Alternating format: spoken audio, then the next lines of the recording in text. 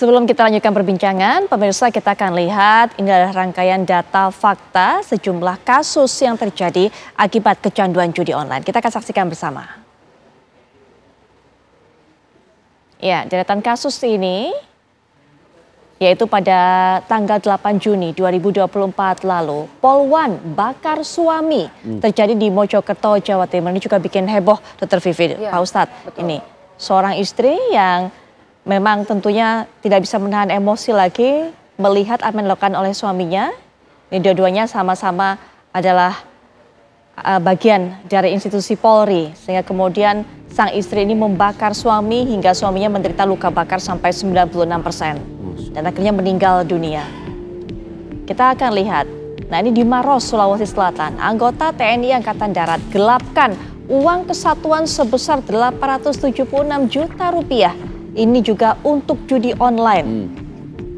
Ini sudah lihat tadi, mudorotnya sangat banyak sekali. Tadi ada hal menarik juga, pemirsa, yang kami bahas. Saya, Dr. Vivi, kemudian juga Ustaz Zaki Mirza pada saat jeda iklan tadi. Dr. Vivi mengatakan dampak judi online mungkin yang kita tahu saat ini adalah harta benda habis, kemudian perceraian. Tapi bukan hanya itu, rasanya rumah tangga kalau memang salah satu suami, istri, ataupun juga anak siapapun kecanduan judi, bagaikan ada di neraka.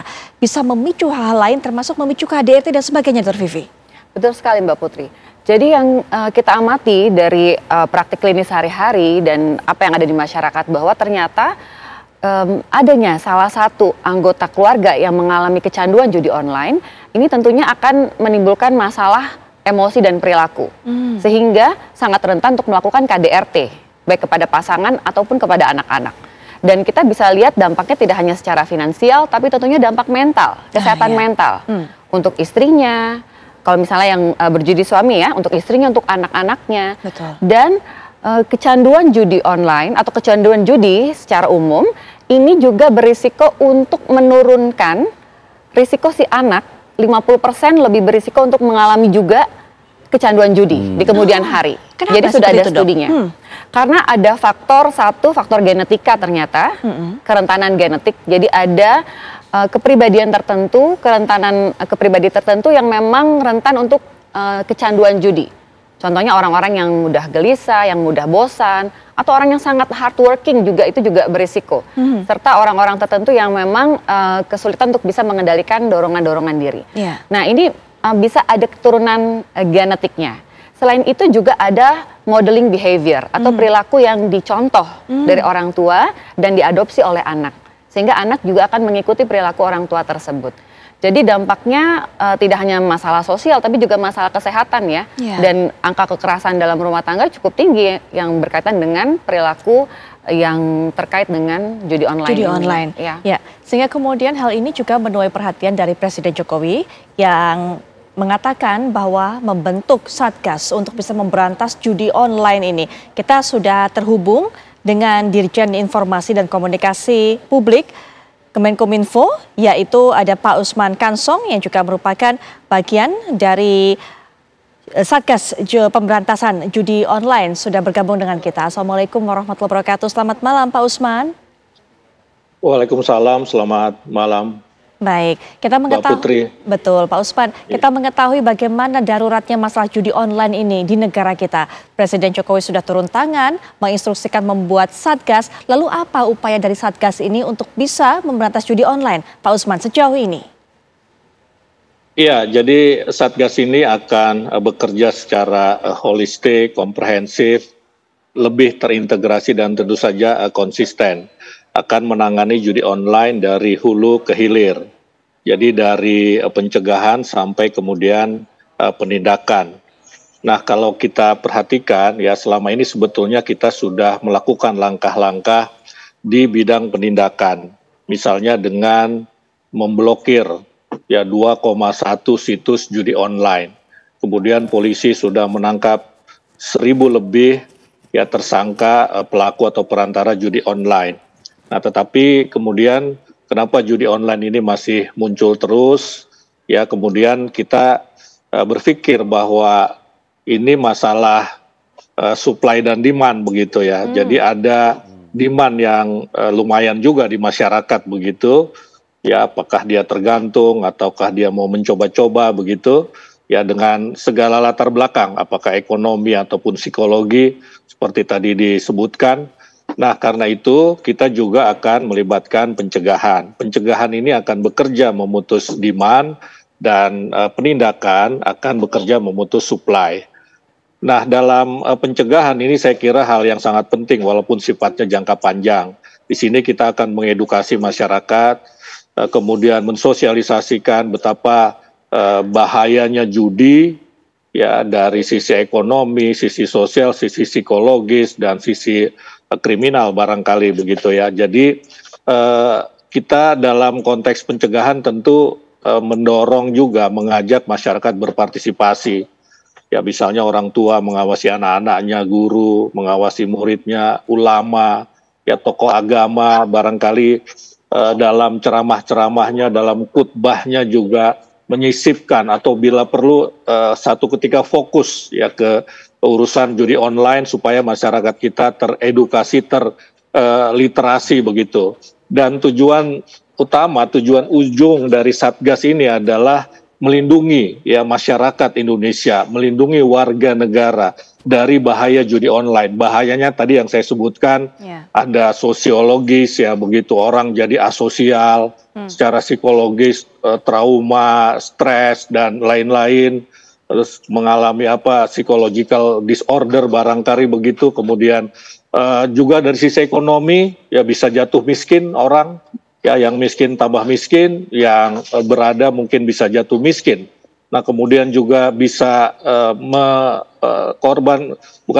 pelaku judi online ini bisa juga melakukan kejahatan lainnya untuk mendapatkan uang untuk memasang judi online. Ini kan kejadian-kejadian yang saya kira memprihatinkan dan negara harus hadir tentu dengan dukungan segenap masyarakat untuk melindungi warga negara dari bahaya judi online ini. Baik, Pak Usman mengatakan ini semua terus terjadi walaupun sudah dilakukan pemblokiran berkali-kali karena adanya supply dan demand. Sehingga tadi dikatakan rantai supply-nya diputus, rantai demand-nya diputus. Rantai supply-nya termasuk salah satunya dengan melakukan blokir. Langkah-langkah lainnya Pak, apakah akan terus dilakukan seperti ini?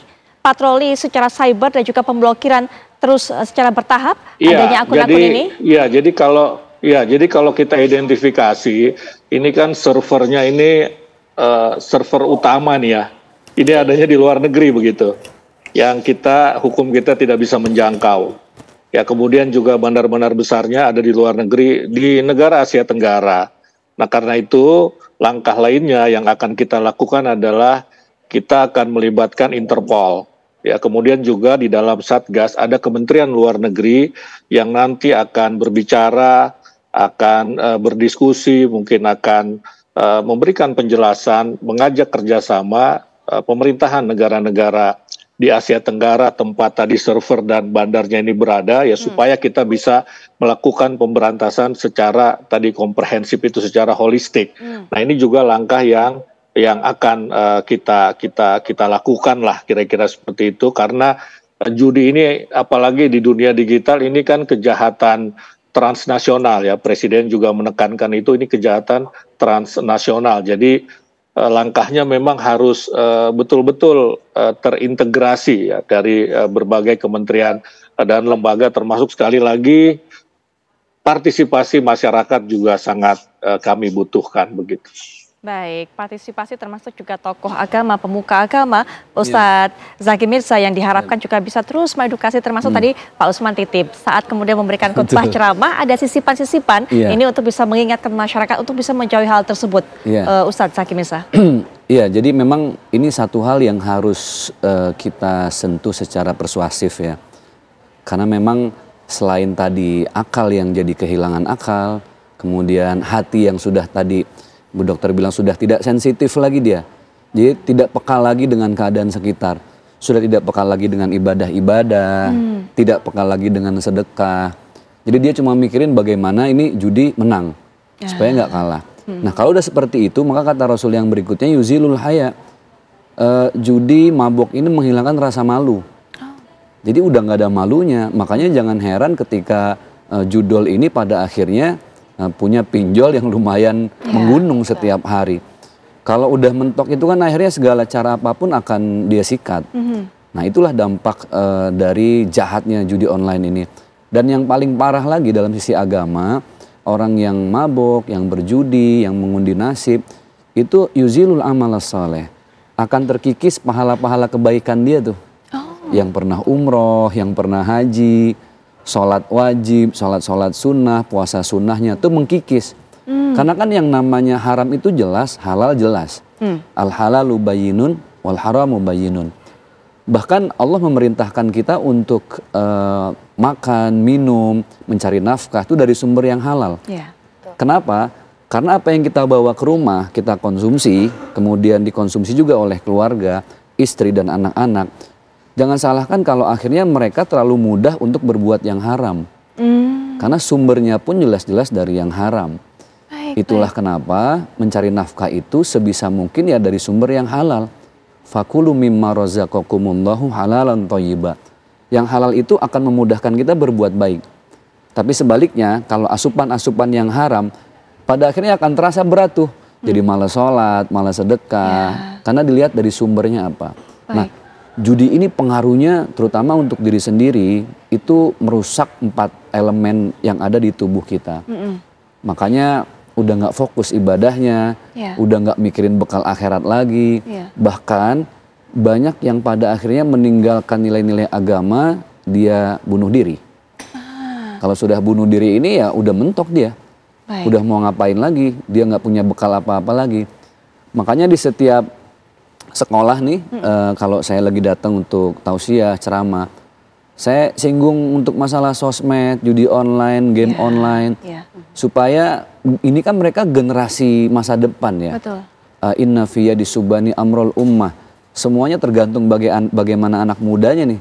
Sekarang kalau anak mudanya udah rata-rata main judi online, ya jangan sampai negara ini hancur dan bobrok secara mental. Betul. Itu yang kita khawatirkan. Apalagi tadi Ustaz sudah mengatakan ternyata dampak negatifnya ini berlipat-lipat. Betul. Kalau kemudian mendapatkan harta tidak halal, diberi makan atau menafkahi anak istrinya, jadinya seperti itu juga begitu kan. Betul. Nanti kita akan bahas lebih lanjut, termasuk juga Pak Hendy nanti akan bercerita kepada kita. Pak Hendy setelah jeda, Pak Hendy tadi sempat mengatakan bahwa sudah ada upaya untuk bisa mediasi para pasangan-pasangan ini yang akan bercerai karena faktor judi online. Tapi memang gagal mediasi tersebut di beberapa kasus. Pak Hendy mungkin bisa cerita lebih lanjut lagi mediasinya seperti apa yang dilakukan dan apa yang membuat upaya seperti ini gagal. Nanti kita akan dapatkan penjelasan lebih lanjut. Kami akan segera kembali saat lagi.